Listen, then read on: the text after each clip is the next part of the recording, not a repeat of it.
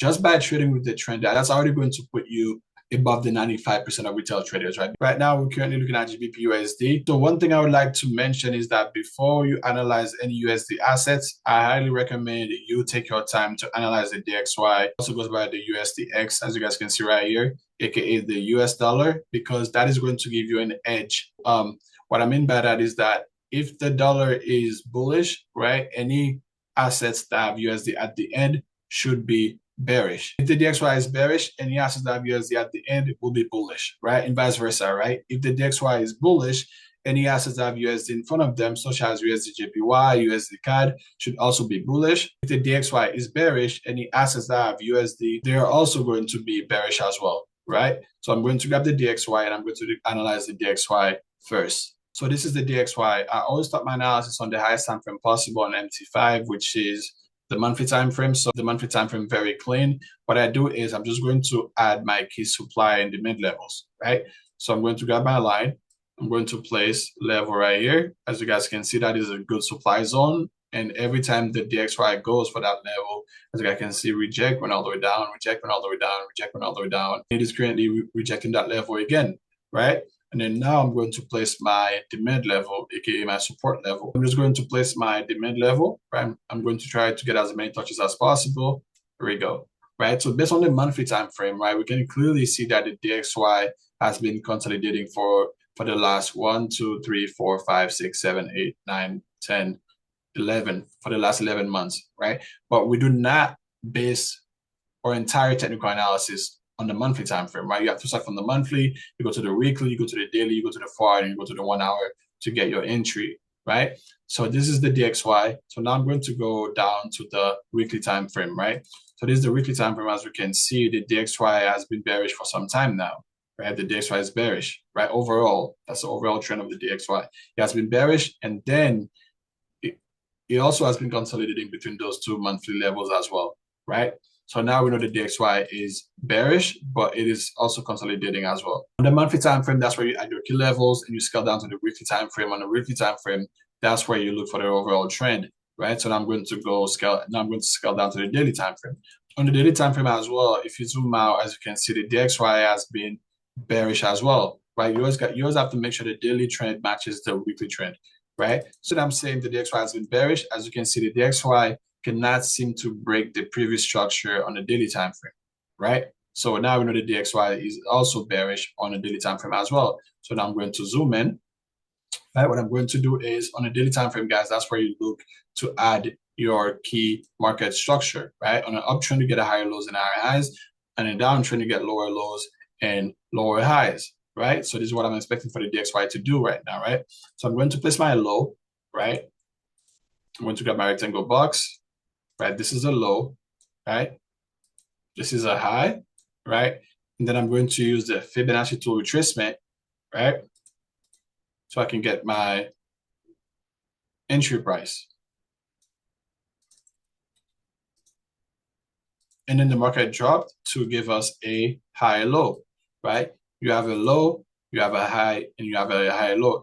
And you might be asking yourself, how do you know where the market might stop at, or how do you know where to get in at a higher low, right? That's why we use the Fibonacci tool retracement. If you go insert objects, right, Fibonacci retracement, you place it from the low to the high, right? As you can see, the market dropped. We usually look for to get in between the 50% and the 61% level, but that doesn't mean as soon as the market goes for the 50% or the 61% level, you just get in automatically. You know, that's not how it goes, right? You must wait for the market to actually react between those two levels. And more importantly, you must wait for buyers to come in, right? So, and then what I'm going to do is, right, you have the low, you have the high, you have the higher low. All of these are not market structure, right? This is an equal high right here, right? This is not market structure. This is an equal high. This was a break and retest. So now I'm going to place my fib again, right? From the most recent higher low, right, to the most recent higher high, right here. And I'm going to wait for the market to retrace, right, between the 50% and the 61% level, right? This area right here, which is also a good support level, right? Once the DXY retraces between the 50 and the 61% level, and I'm going to see if buyers can take over from there, right? So if the DXY goes bullish between those two levels, then I'll go to GBPUSD and I'll be looking to sell GBPUSD. Remember, guys, right? If the DXY is bullish, any assets that have USD at the end should be bearish, right? Such as GBPUSD, BTCUSD, XAUSD, EURUSD, and so on and so on and so on, right? This is my TA on the DXY for now, right? And I'm going to grab GBPUSD to see where we at, right? And as you guys can clearly see, if I go into the 4-hour time frame, as you guys can clearly see, GBPUSD has been giving us the opposite of the DXY, right? The DXY is currently giving us higher lows and higher highs, and as you guys can see, GBPUSD is giving us lower lows and lower highs. Pure market structure, and this is what we like to see, right? But I'm going to start my analysis on the time frame again, which is the monthly time frame. I'm going to zoom in, and I'm going to add my key levels. So I'm going to add my supply level all the way up there, right? And I'm going to add my demand level all the way. There we go. That's my demand level right here, right? So now, after placing my key supply and demand levels, I'm going to scale down to the weekly time frame. So this is the weekly time frame, right? Let me zoom in to see what's going on the weekly time frame, right? It is currently bearish, right? But the overall trend is bullish, right? The overall trend is bullish, as you guys can see. But if you zoom in, it is currently bearish. So I'm going to scale down to the daily time frame to get a better view, right? So now we're currently on the daily time frame, and as you guys can see, it is bearish, right? So there was an uptrend happening, right? There was an uptrend happening, low, high, higher, low, and so on and so on and so on. And I don't like, placing too many lines, right? Because once you place a line, the market doesn't have to respect it. It's just a line, right?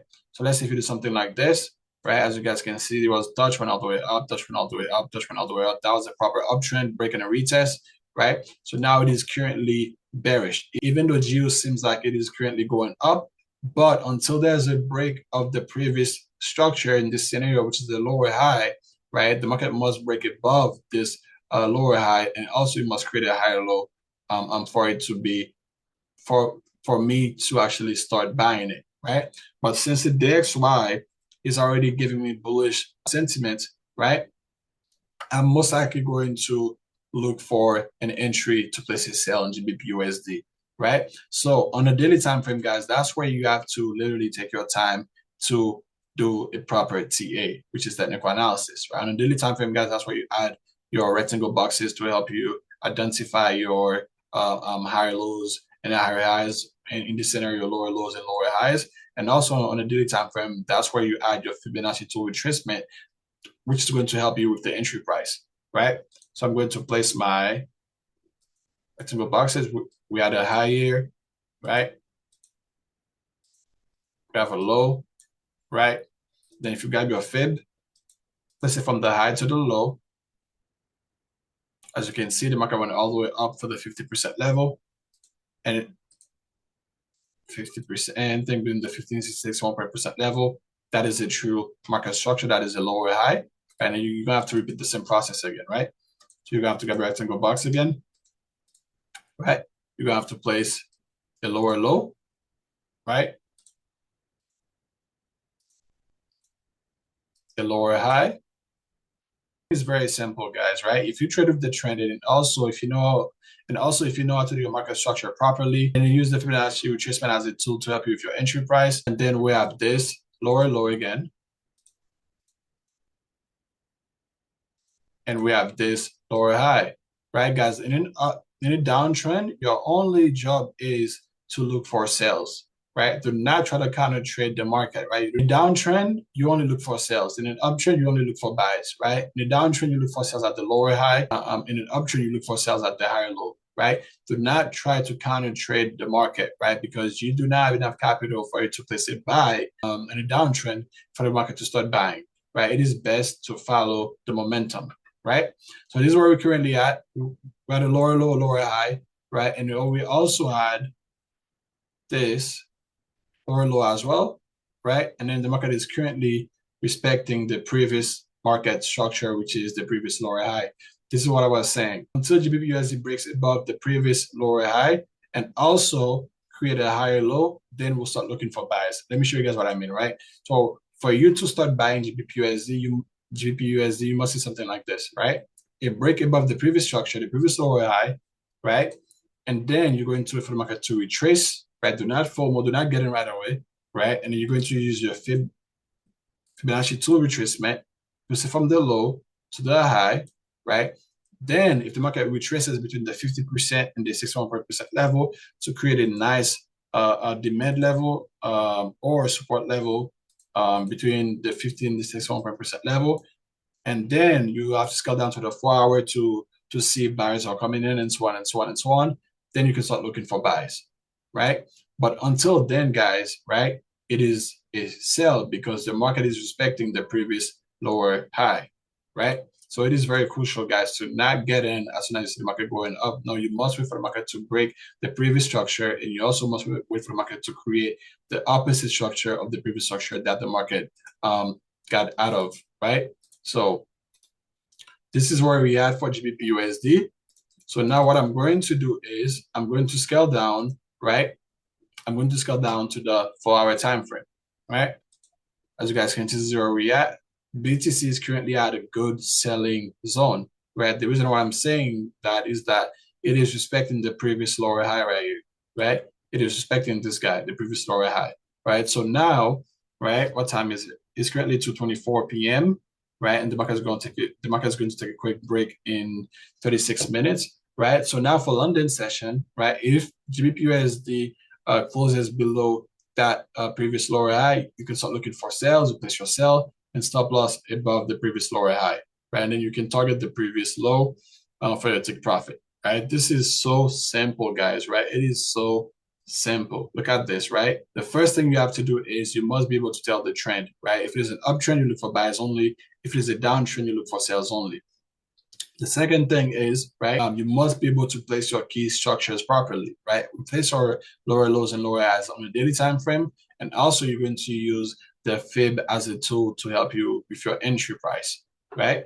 So now that's the 4 hour time frame. I'm going to scale down to the 1 hour time frame right here, and as you guys can see, sellers are coming in, right? That is a strong supply level, and also the market respected the previous structure as well, right? So this is where we are on GBPUSD. Right?